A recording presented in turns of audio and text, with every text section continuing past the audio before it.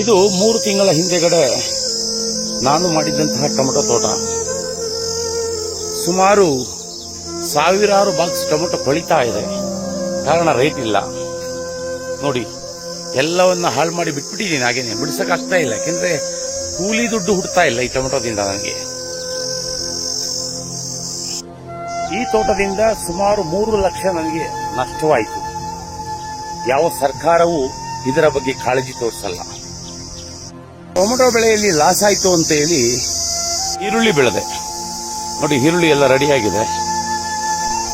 ಸುಮಾರು ಒಂದು 60 ಚೀಲ ಈರುಳ್ಳಿ ಆಗಿದೆ. ಆದರೆ ಇದಕ್ಕೂ ರೇಟ್ ಇಲ್ಲ. ಇದನ್ನು ಶೇಖರಣೆ ಮಾಡೋದು ತುಂಬಾ ಕಷ್ಟ.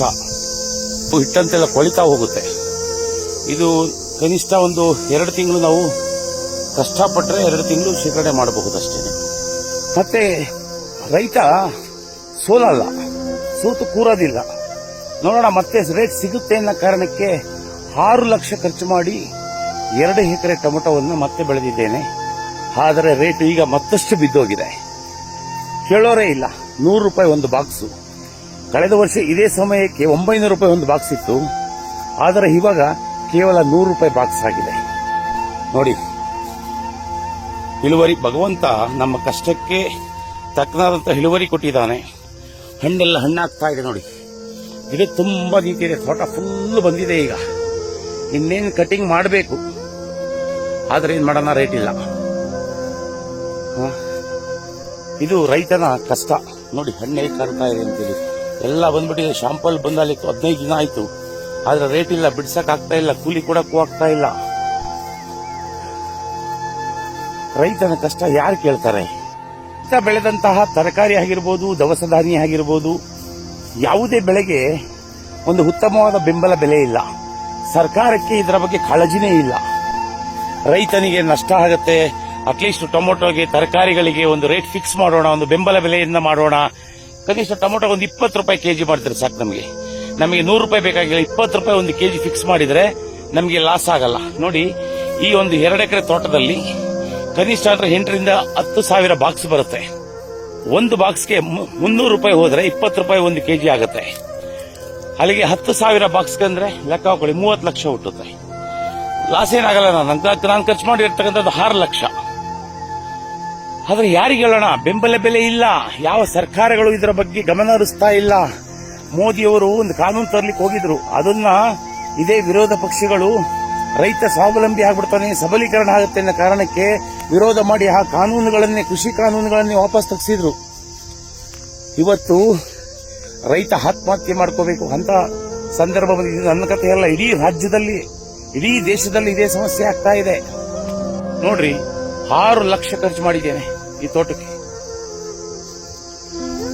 ವಾರಕ್ಕೆ 2 ಬಾರಿ ಸ್ಪ್ರೇ ಮಾಡಬೇಕು. ಒಂದು ಸ್ಪ್ರೇಗೆ ಕನಿಷ್ಠ 12,000 ರೂಪಾಯಿ ಆಗುತ್ತೆ.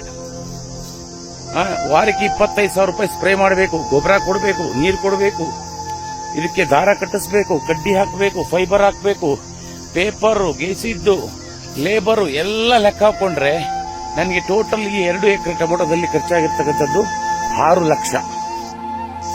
ಹಳೆ ತೋಟದಲ್ಲಿ ಒಂದು 3 ಲಕ್ಷ ಹೋಯಿತು. ಇದರಲ್ಲಿ 6 ಲಕ್ಷ ರೂಪಾಯಿ ಇವಾಗ ಬಂಡವಾಳ ಹಾಕಿದ್ದೇನೆ.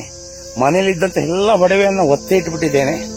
ಏನೋ ಇದರಿಂದ ಅಟ್ಲೀಸ್ಟ್ ಒಂದು ಸ್ವಲ್ಪ ಲಾಭ ಬಂದ್ರೆ ಆ ಲಾಭದಲ್ಲಿ ಸಂಸಾರವೂ ನಡೆಯುತ್ತೆ, ಜೀವನೋಪಯೋಗ ಸಾಗುತ್ತೆ. ಮತ್ತೆ ಧರ್ಮಕ್ಕೋಸ್ಕರ ಒಂದು ಸ್ವಲ್ಪ ಹೋರಾಟ ಮಾಡಲಿಕ್ಕೆ ನನಗೆ ಶಕ್ತಿ ಸಿಗುತ್ತೆ ಅನ್ನೋ ಒಂದು ಆಶಾಭಾವದಿಂದ ಈ ಒಂದು ಕೆಲಸ ಮಾಡಿದೆ. ಕೃಷಿಯನ್ನು ಅವಲಂಬಿಸಿದೆ. ಆದರೆ ರೇಟ್ ಇಲ್ಲ. ನನಗೆ ಏನು ಹೇಳಬೇಕು? ದೇವರಂತೂ ನಮಗೆಲ್ಲ ಕೊಟ್ಟಿದ್ದಾನೆ. ನಮ್ಮ ಶ್ರಮಕ್ಕೆ ತಕ್ಕ ಪ್ರತಿಫಲವನ್ನು ದೇವರು ಕೊಟ್ಟಿದ್ದಾನೆ.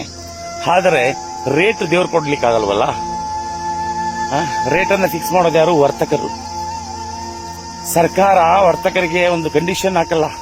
ಇಲ್ಲಪ್ಪ, ಟೊಮೆಟೊ 20 ರೂಪಾಯಿ, ಈರುಳ್ಳಿ 20 ರೂಪಾಯಿ, ಮೆಣಸಿನಕಾಯಿ ಒಂದು 50 ರೂಪಾಯಿ, ಕೋಸಿಗೆಲ್ಲ ಒಂದು 50 ರೂಪಾಯಿ ಫಿಕ್ಸೆಡ್ ರೇಟ್ ಅಂತೇಳಿ ಸರ್ಕಾರ ಯಾವುದೇ ತರಕಾರಿಗಳಿಗೆ ಬೆಂಬಲ ಬೆಲೆಯನ್ನ ಘೋಷಿಸುವುದಿಲ್ಲ. ಫಿಕ್ಸೆಡ್ ರೇಟ್ ಅನ್ನ ಅಳವಡಿಸಲ್ಲ, ರೇಟ್ ಅನ್ನ ಫಿಕ್ಸ್ ಮಾಡಲ್ಲ. ನಮ್ಮ ಕಥೆಯನ್ನ, ನಮ್ಮ ನೋವನ್ನ, ವ್ಯಥೆಯನ್ನ ಯಾರಿಗೆ ಹೇಳ್ಕೊಡೋಣ? ತುಂಬಾ ನೊಂದು ಬಿಟ್ಟಿದ್ದೇವೆ. ಈ ತೋಟ ಏನಾದ್ರೂ ನಮಗೆ ಹಾಕಿದ ಅಸಲು ಕೈ ಬಂದಿಲ್ಲ ಅಂದ್ರೆ ಅಂದ್ರೆ ಹೇಡಿಯಾಗಿ ಹೇಳ್ಬೇಕಾಗತ್ತೆ, ಆತ್ಮಹತ್ಯೆ ಮಾಡ್ಕೋಬೇಕಾಗತ್ತೆ. ಆದ್ರೆ ನನಗೆ ಅಂತ ಕ್ಷುದ್ರ ಮನಸ್ಸಿಲ್ಲ, ಆಶಾಭಾವ ಇದೆ.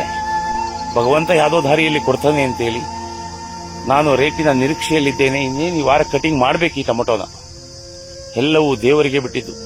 ಯಾವಾಗ ಭ್ರಷ್ಟ ರಾಜಕಾರಣಿಗಳು ರೈತರ ಬಗ್ಗೆ ಉತ್ತಮವಾದ ಆಲೋಚನೆ ಇಟ್ಕೊಂತಾರೋ ಅವಾಗ ಮಾತ್ರ ದೇಶ ಸಮೃದ್ಧವಾಗುತ್ತೆ.